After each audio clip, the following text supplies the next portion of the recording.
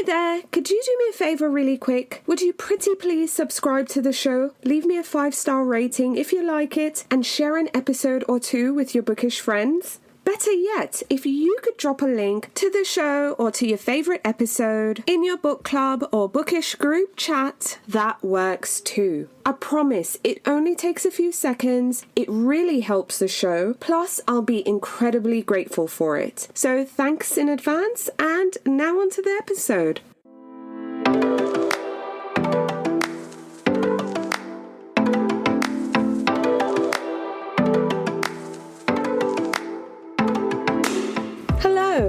I'm Victoria from Biblio Lifestyle, and you're listening to the Reader's Couch podcast, the show that will help you bridge the gap between living a full and busy life to one where you're reading, learning new things, and having fun. Today on the couch, I'm so excited to welcome journalist and New York Times bestselling author Andrea Bartz to talk about her latest novel, The Spare Room.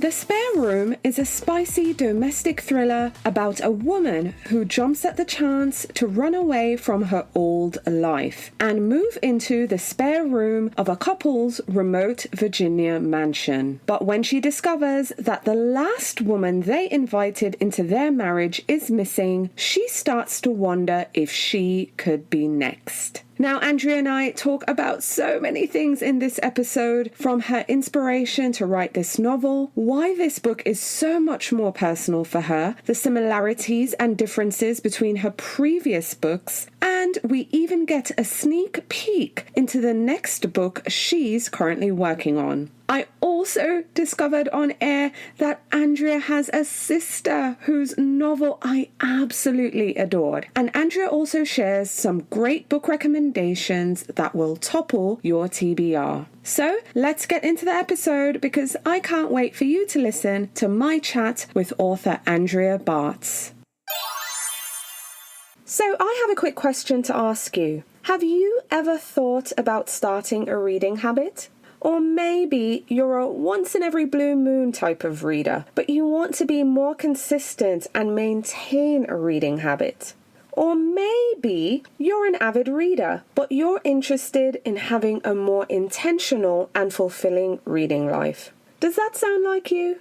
If any of those scenarios sound like you in even the slightest, I want to invite you to take the What's Your Reader Type quiz. It will only take 60 seconds of your time, and you'll discover your reader type. But most importantly, you'll get the resources you need to start reading, maintain the habit, and get intentional.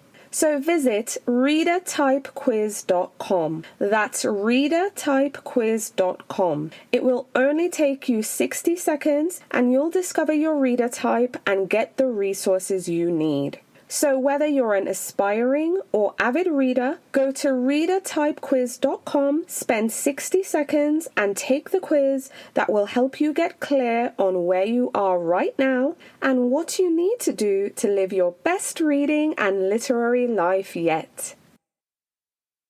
Hi readers, welcome again to the Reader's Couch. I'm your host, Victoria Wood, and here on the couch with me is a journalist and the New York Times bestselling author of The Lost Night, The Herd, and We Were Never Here. But she's here on the couch to talk to me about her latest novel, The Spare Room. Please welcome to the couch, Andrea Bartz.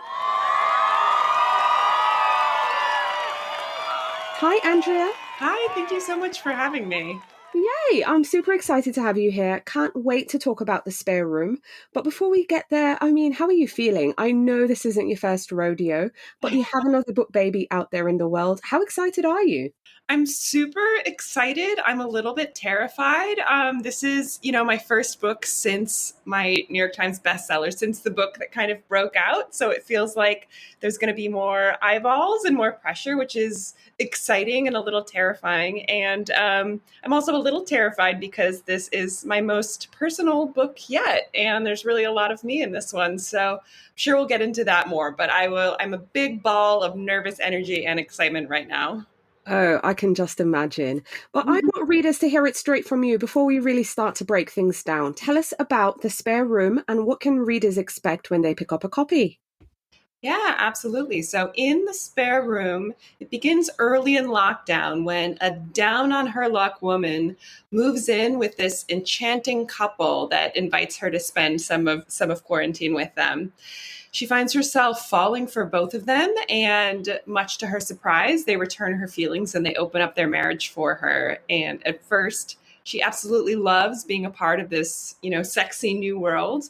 But when she discovers that their last lover is missing, she starts to wonder if they could actually be dangerous, and more importantly, if she is next. So it's spicy, it's twisty, it's suspenseful, and I can't wait for people to read it.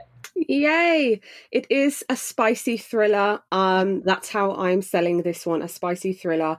And our main character that you mentioned is Kelly. So Kelly is the person who moves in with the couple, and the couple is Sabrina and her husband, who is, oh gosh, now I'm drawing Nathan. There we go. I'm like, wait, what's his name? Yes, Sabrina and her husband, Nathan. And Kelly has a lot going on in her life before she ends up moving in with this couple. She had just moved for her fiance's job. Then he pumps the brake on their engagement and wedding. And then her friend reconnects with her on Instagram. Now, before we get into the whole friend reconnecting with her and before she moves in with this couple, tell us a bit about Kelly and what is going on in her life before she ends up moving in with these two. Yeah, absolutely. So, Kelly, like you mentioned, she sort of moves across the country in February 2020, essentially, right before lockdown, for her fiance, who just got this great new job and on the other side of the country. And she, as was kind of common back then, she sees she can stick with her company and work remotely. They say no, remote work was not a thing. So she quits her job. She moves away from all of her friends in Chicago, and she's in this new city starting what she thinks is her, new life. They have a wedding date on the horizon. It's sort of like all of her plans she's had since she was a little girl are coming true. She's going to become a wife, she's going to be a mother, they're going to, buy a beautiful home on the East Coast, and it's all happening. And then lockdown. So now they're trapped in a townhouse, she and her fiance, in a city where they don't know anyone. And he kind of has a life because he's still got work and he's, got these new people. And she's just going bananas without any of those sort of touch points that made her feel like a full person. So when he, as you said, pumps the brakes on their wedding and says he's kind of not sure that that's still what he wants, it just sends her into a complete tailspin. And that was the period when, for her, kind of the one bright spot in her life was this reconnection with somebody that she knew from high school, who now seems to have it all. This glamorous, best-selling romance writer named Sabrina, who has the, sexy husband, who has the beautiful mansion with the pool in the backyard. And I think for a lot of us, we were talking to random people early in lockdown. That was sort of how we were passing our time when we couldn't go anywhere. And yeah, one of the questions I had was, what would happen if one of those friendships, like really one of those sort of random friendships that feels so intimate because you don't know them, because they don't even feel like a real person. They're just somebody you talk to on your phone. If that sort of got taken to the next level.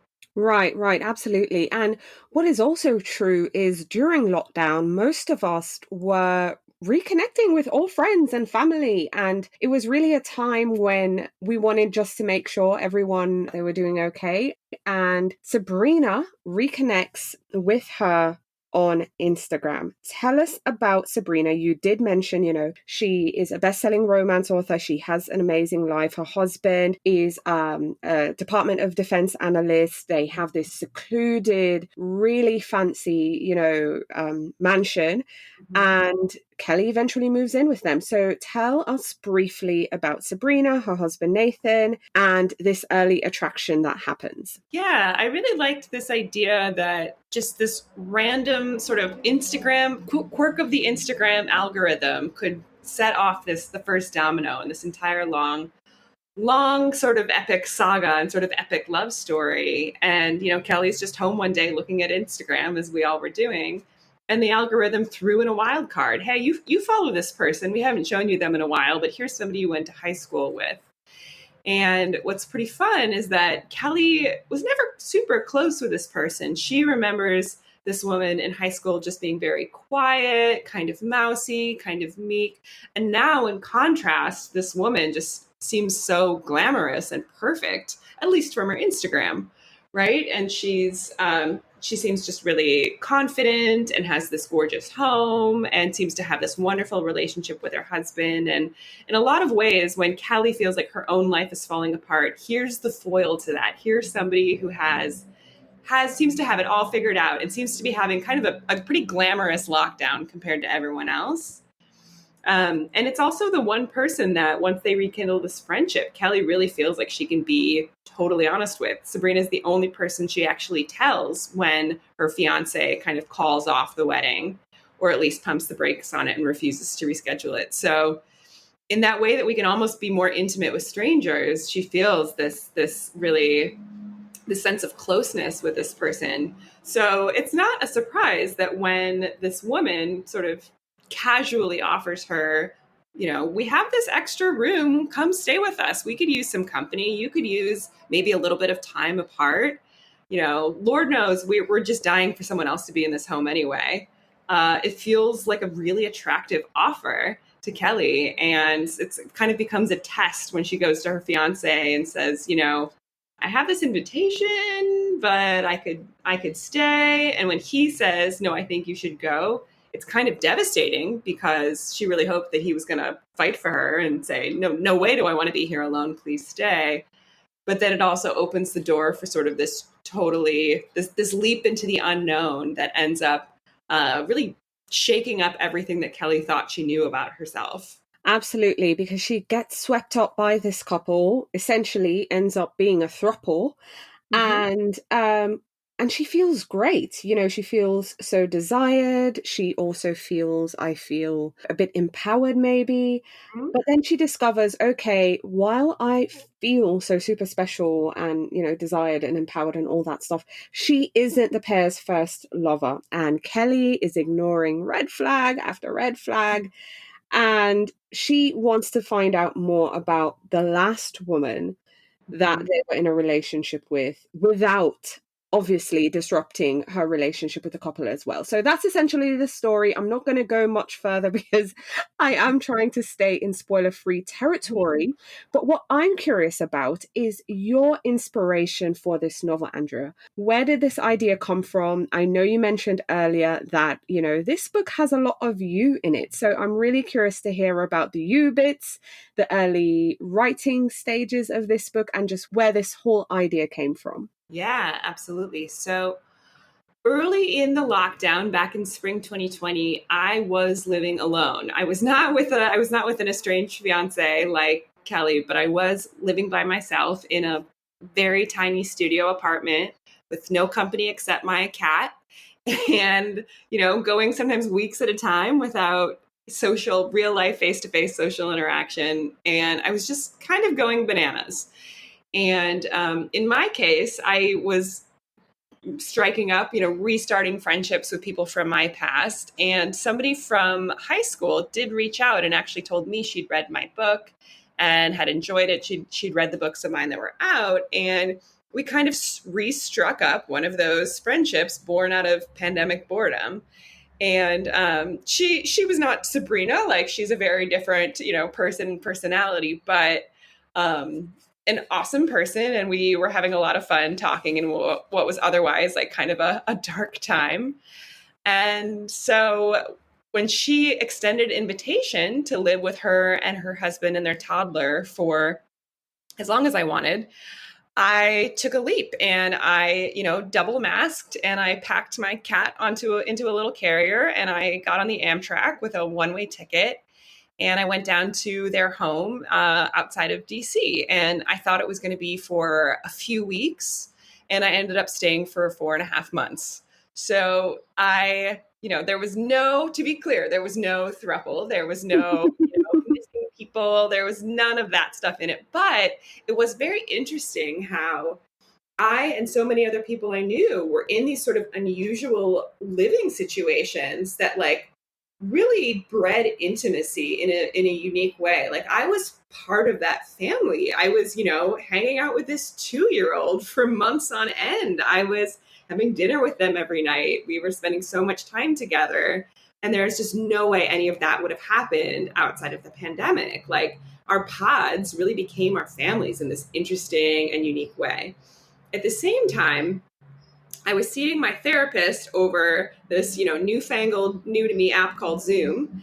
And, there was one week that I was kind of confessing to her, I know it seems like I relatively have a pretty easy time in this pandemic. Like, I haven't lost a loved one. Like, I don't know anyone. I'm not very close with anyone who's gotten very sick. And I have now a great place to stay and people to sort of be on lockdown with. But what's really hard is that I'm 34 and single. And like, I really thought that this was going to be, kind of the time that I was going to meet my partner and kind of move on to the next stage in life. And I did not envision myself putting mate seeking on hold in my mid-30s like this. And, who knows how long this is going to last? Who knows how long this is going to sort of put my life on pause? And she said, well, this was summer 2020. So you'll remember things were sort of starting to open up. You could see people outside. We were kind of able to do some socially distanced stuff. She said, you're 15 minutes from a big city. You're 15 minutes from Washington, D.C. Like, why don't you just go on some dates? If nothing else, it will give us some fodder for therapy. I think she was bored of talking to me because I had nothing going on. So I kind of begrudgingly, reinstalled one of the apps. I reinstalled Hinge. And one of the first questions it asks you is what you're interested in. And you can select men, women, or both. And I had always in the past selected men and considered myself straight, but sort of like with an asterisk. I had kind of wanted to date women as well, but I hadn't really had the courage to do it. And I was very afraid of sort of accidentally leading someone on and then discovering maybe I do want to date men, or maybe I'm not queer enough, or any of that. So I had always sort of been too scared to do that in the past. But there was something about setting up this profile in a city where I didn't even live, and I could say right in my profile, I am still paying rent in New York City. I'm here temporarily. I was thousands of miles from my, conservative Christian upbringing. I was hundreds of miles from my very close friends in New York City who, are not homophobic, certainly, but who know me in a certain way and, whose identity is kind of set. And so I just thought, I'm going to do it. Like, what's stopping me? And I selected both. From there on out, I went on exactly one date in Washington, D.C., and it was with Julia, who is now my live-in partner. We're going on 3 years of dating. Oh, I love this. Yeah, so I was really fortunate to meet my person and fall in love in the pandemic. But it was this incredible experience of completely changing this part of my identity that I thought was very set, and sort of discovering this entire new dimension of myself, of my sexuality, of my identity, much later in life than I thought I would. And the pandemic was kind of a part of that. The fact that I could be, that I could sort of wake up from that trance of busyness and just motoring forward. This is what I want. Now I'm in my 30s and I need to meet a man, and we have to get engaged, and we have to, do the house and the kids and the minivan and all that stuff. I had just been sort of barreling towards that without ever hitting pause and asking, like, but is this what you want? Like, have you really thought it through, or are you just sort of accepting the expectations that were placed on you, right? So it was really interesting to, along with everyone in the world, hit this wall, and suddenly life sort of stopped. We all hit pause in this big way, and we no longer had a million things going on that were distracting us and keeping us busy and taking up our mental space. And within that quiet and within that solitude and that sort of isolation, I was able to, listen to my intuition, to my inner wisdom, to ask what I really wanted. And it was sort of shocking to discover that it was quite different from my goals and the stuff that I was relentlessly pursuing. And I think it's really interesting because a lot of people during the pandemic made these major life changes. I'm sure that you also know people who made these big life shakeups, like they moved or they, got a divorce or they got back together with someone or, quit their job, started a new career. I thought there was something sort of beautiful about how in this really difficult period, we were sort of granted this special opportunity to reinvent ourselves.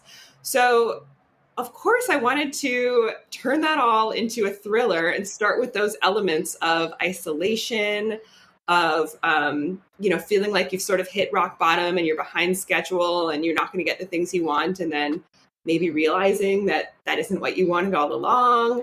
I wanted to work with those elements in the setting of domestic suspense.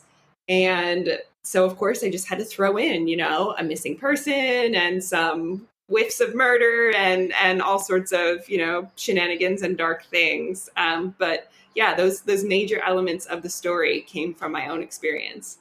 And what I'm so happy to hear is you found love during that experience. I mean, that in itself is just so amazing. But you're absolutely right.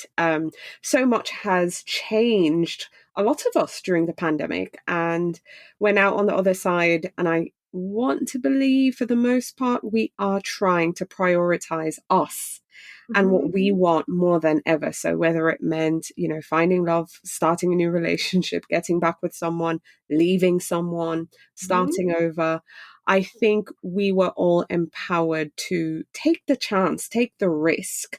Whereas before, I think the risk level was so high, we wouldn't even consider it. We didn't even have time to consider it, honestly. Exactly. Yeah. Yeah. There was fear holding us back. And there was also just, we never paused long enough to even question anything. We didn't ask if this was what we wanted. We just barreled ahead. And it's really interesting how now that stuff is, starting to really pick up and getting really busy again.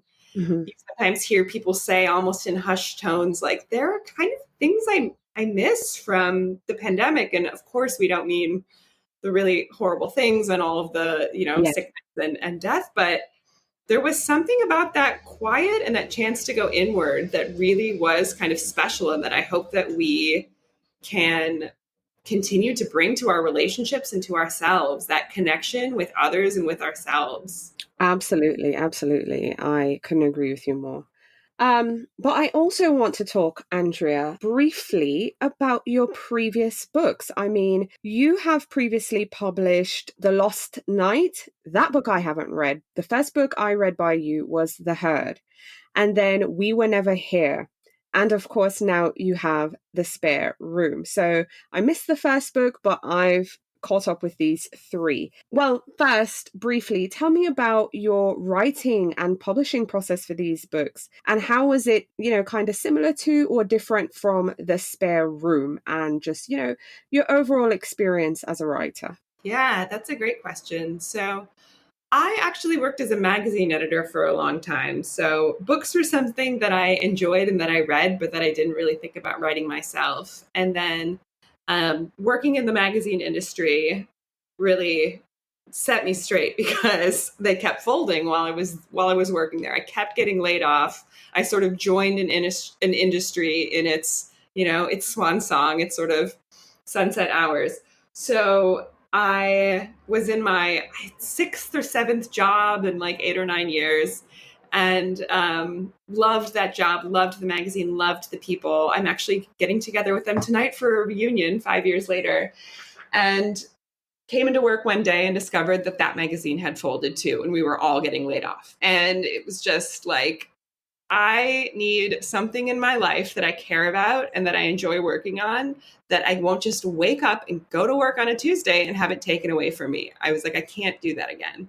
So I had an idea kind of kicking around for a murder mystery that was sort of set in hipster Brooklyn in 2009.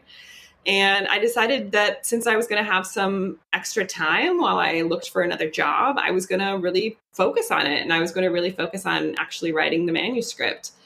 So I ended up finishing that a few months after, well, probably a good year after I left that last job.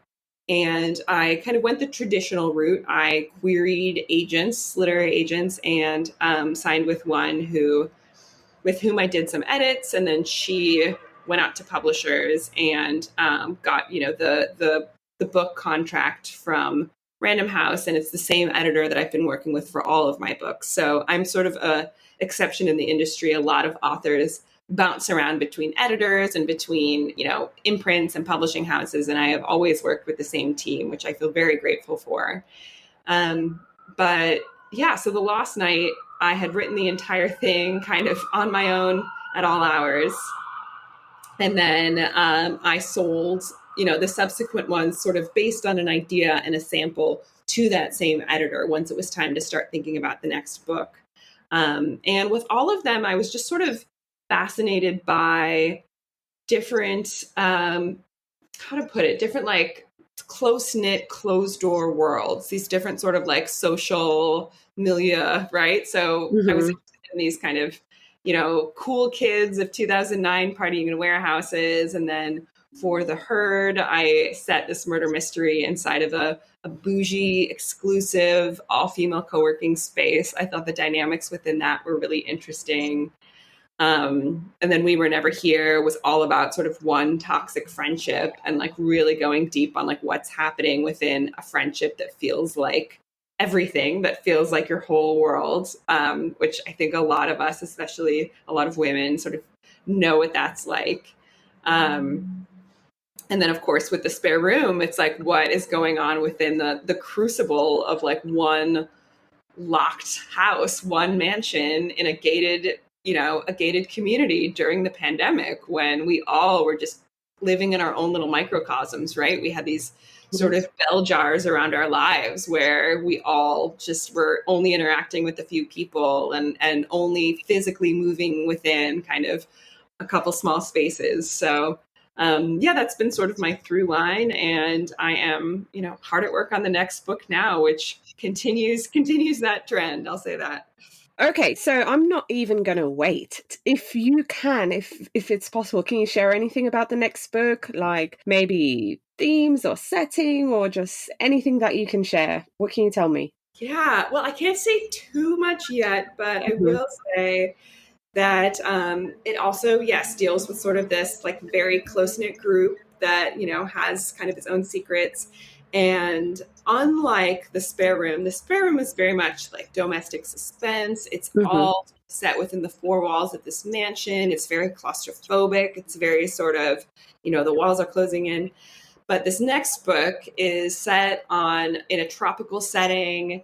And it's very just sort of, there's, the exuberance of being somewhere beautiful and sort of being on vacation and just lots of outdoor scenes and swimming and hiking. And it has a very different feel. It was almost as if I had to course correct from being in the world of this book in this very, locked door setting. So, it's got its twists. It's got a really interesting kind of cast of characters. And I am still figuring out the mystery of this one myself. Right. Okay, but we are outside, essentially, in comparison to The Spare Room. Awesome. All right, so really curious. Do you have any unpublished or half-finished books that are, I don't know, in the proverbial folder, box, under the bed, whatever you say it? I actually don't. So I was very lucky that the first manuscript that I wrote in full did end up becoming The Lost Night. So it did end up becoming my first published book. But I will say that the first several drafts of it had hardly anything in common with the final draft other than sort of the premise, sort of like the setting and the hipsters and the central mystery of how did this one person die. But the actual story and the actual words changed very dramatically.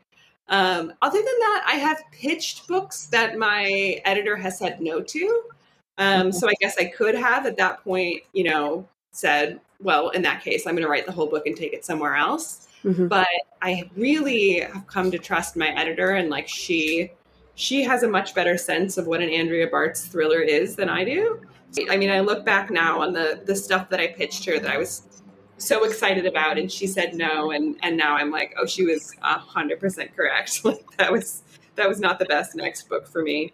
So I have lots of little scraps of things. I have, you know, documents titled things like, basement idea and, book ideas. And it's just like 80 pages of sort of, slightly deranged scribbles. So no entire books in the drawer, but lots of ideas that like maybe someday I'll pick up and pursue, but not yet. Okay, totally. I get that. Well, now, because the spare room, that makes book 4. So you're 4 books in, you're currently working on the 5th. Looking back, if you could tell your younger writing self anything, what would you tell her? I think I would tell my younger writing self that the real pleasure of writing a book is not in the external things that I was so focused on. I felt like I had these sort of certain markers of success that if I just hit those, then I would feel like a writer. Then I wouldn't have to worry about the rest of my career. Then it would become easy to pitch and sell and write my next books. And none of that turned out to be true. First, it was, if I can just publish a book with a major publisher, then I'll know. And then that happened. And then the sort of goalposts moved. And then it became, well, then I need to become a bestseller. If I could, hit the New York Times bestseller list, then I'll have really made it. And then I was, super fortunate with We Were Never Here to be a Reese's Book Club pick. And because of that, lots of people did read it, and it hit the New York Times bestseller list, and was incredibly exciting that so many people, picked it up and engaged with it. But at the end of the day, it was like, oh, I don't feel any different. I don't feel like now I suddenly know how to write a book. If anything, it's scarier because now people are going to read it with different expectations, and more people are reading it and judging it. And I think more people are loving it than my earlier ones, but that also means just proportionately more people are hating it because more people are picking it up, and no book is for everybody.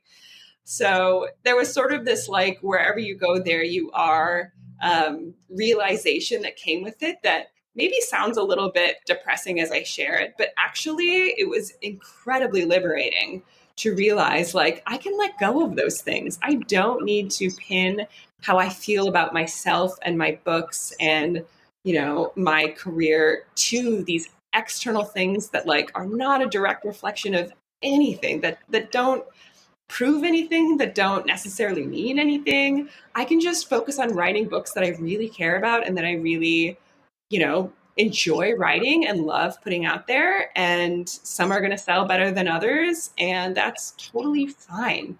And just sort of, yes, coming to peace with that was really, really freeing. Oh, I love that. I love hearing that. That's awesome. Okay, Andrea, I want to get into your reading life really quick. I know we're here to talk about the spare room. Thank you so much for sharing the other 3 books as well. But we want to know what you're reading. So share with our listeners the last book or books that you finished reading that you'd now recommend. Yeah, absolutely. So I really loved For You and Only You. That was a Caroline Kepnes book that's in the You series. So some people might be familiar from the Netflix show You, but the books are even better. And the most recent one is my very favorite one yet. In it, Joe goes to an MFA program at Harvard, which like what could be better than seeing Joe Goldberg in a writing workshop with his peers. Mm-hmm. So that one was super, super fun. Earlier this year, a thriller came out called You Should Have Told Me by Leah Conan. She is an old friend of mine and also just an amazing thriller writer. It's a postpartum depression inspired thriller about a woman who has a 6-week-old at home, and she's, really struggling, really at the end of her rope. And then she wakes up one night to the sound of her baby crying, and her husband is gone. Her husband has vanished. So as she begins to unravel the mystery of like, who is this person who's the father of my baby, and like, what is really going on? It's just so packed with twists and turns and emotional resonance. And though I'm not a mother myself, I really felt like I gained a new understanding of like what those early months of being a mom are. So I really recommend that one. And then I'll give you a third, and that is The Writing Retreat, which is by my sister, Andrea Bartz. But even if she weren't my sister, I would be recommending it because it's fantastic. It is kind of a thriller slash horror about a woman selected for a very exclusive writing retreat with her favorite author. And just everything that could go wrong begins to. Something sinister is afoot at this exclusive writing retreat. And not only, is she trying to write the book of her heart and the assignment of a lifetime, she also is trying to survive and make it out of there alive. So I highly recommend the writing retreat as well. It's tons of fun, and it just came out this February. So I feel like a total dum-dum because I never made the connection between you two. I say that it's not just you. No, it's wild. It's like the second you said her name, for some strange reason, like I heard the word sister, but then I'm like, oh, wait, Julia Bartz, Andrea Bartz. Oh my gosh, they have the same last name. I feel like a dum-dum. I never made the connection. I absolutely loved that book. Okay. Yeah, I was raving about it on the podcast. So you guys go listen to the 6 books you should read this winter for this year. I don't remember the episode, but I will put it in the show notes. I absolutely adored that book. And yeah, I feel like a right dum-dum. Not at all. Many people don't realize it, but yes, we do share a last name, and we did share, a childhood. So it is not a coincidence. So cool. So cool. I read both your books this year and I loved it. Amazing. And I'm still shocked it was her debut. So please pass along my congratulations. It was brilliant. For sure. Brilliant book. So what book did you enjoy in your childhood? Like, what's a childhood favorite of yours that you can remember? Yeah, it's interesting. I was just thinking about this because my instinct is to talk about all the scary stories that I loved reading, which it sort of makes sense now that I was a big fan of like Goosebumps and Fear Street and Christopher Pike and Lois Duncan and scary stories to tell in the dark and everything like that. But my sister and I actually just had kind of a writing retreat weekend with just the two of us. And we got on the topic of how when we were kids, we also really loved these. I guess they were sort of middle grade fantasy books, before the days of Harry Potter. And, we both really loved Chronicles of Narnia. But some specific ones that we really enjoyed that now I'm determined to track down and reread include the Lives of Christopher Chant was one that we were both really into. There was a book and I think a series called The House with the Clock in the Walls. Mm-hmm. We both loved the Never-Ending Story, the book, which goes way beyond the movie, the Wrinkle in Time series, The Last Unicorn. So I think I know I'm giving you far more than one, but there was just really a lot of fascinating fantasy books and series in kind of the 70s, 80s, and maybe early 90s that I think would totally hold up, and I'm excited to go back to. I love it, and you can never give too much book recommendations on here because we love to hear it. But I'm also curious, what books are you looking forward to reading in the year ahead? What's on your TBR? Yeah, there's a few. I am a huge fan of Angie Kim. She was the author of Miracle Creek, which came out in 2019. And she has a long-awaited follow-up to it called Happiness Falls that's coming out this year. And I am just unbelievably excited for it because she is such a terrific sort of literary mystery writer. And she really blends these themes of family. This book has a character who's the only witness to, I can't remember if it's a disappearance or a murder, but the only person who knows what happened is a nonverbal autistic child. And so that's just such a fascinating premise to me. And I know Angie explored autism in her first book as well. So I'm very excited to read that one. And one more that is just freshly out that I have not started yet is called You Were Always Mine by Christine Pride and Joe Piazza. And they're a writing duo. Their earlier book was called, oh goodness, I should have written this down. Their earlier book was called We Are Not Like Them. And this one, like that, I know explores race relations. Christine Pride is Black and Joe Piazza is white, and they write together. They collaborate on these really modern, nuanced, poignant, fascinating stories. So I'm very excited about that one.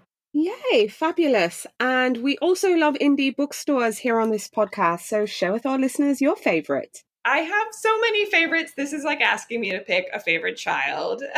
But I guess the ones that immediately leap to mind here in New York are Books Are Magic, which I think at this point is known nationwide, owned by Emma Straub, and just a wonderful, wonderful store.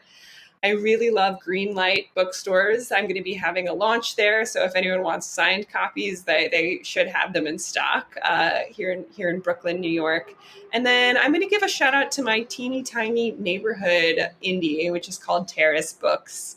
And it's where I always order new books from. It's so small, they don't have a ton in stock, but they will happily custom order anything you want, which is, true of every bookstore, true of your local one too.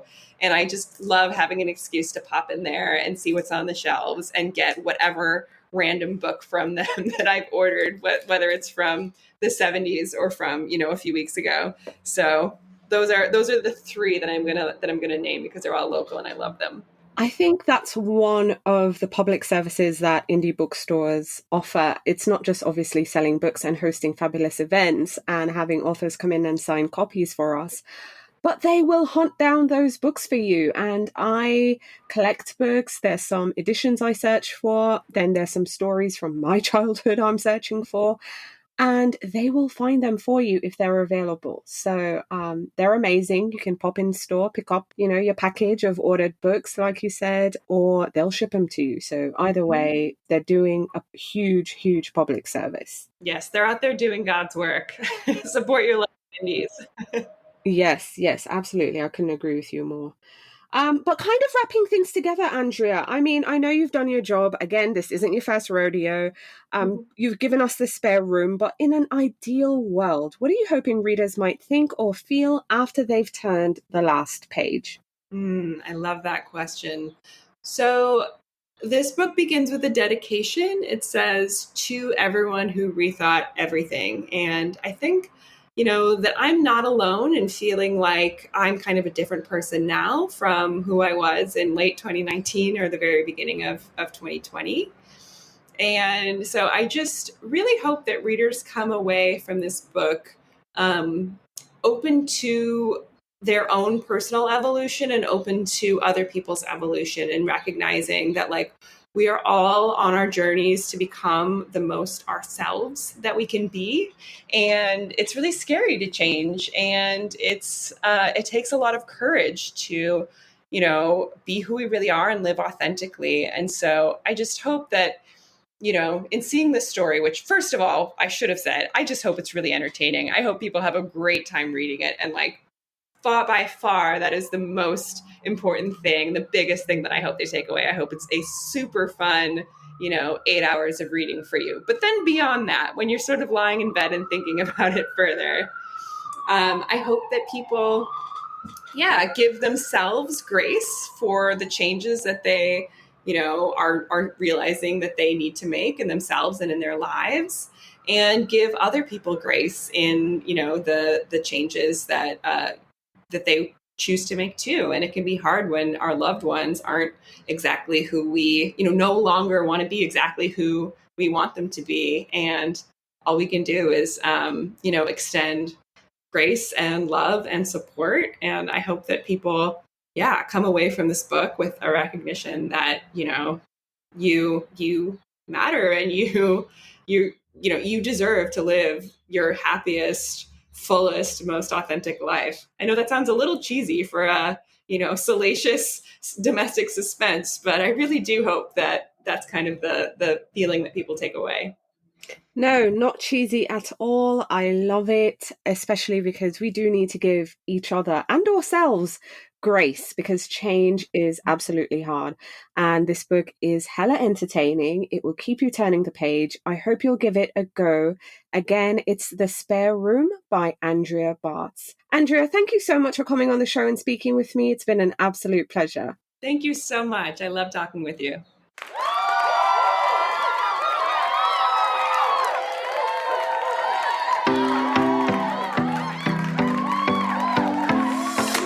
Thank you so much for listening to the Reader's Couch podcast. Please subscribe to the show, share it with a friend, and take a few seconds to leave a rating and review. Until next time, stay lounging, stay reading, and whenever you're in doubt, go straight to your local bookstore or library. Thanks again for listening, and happy reading.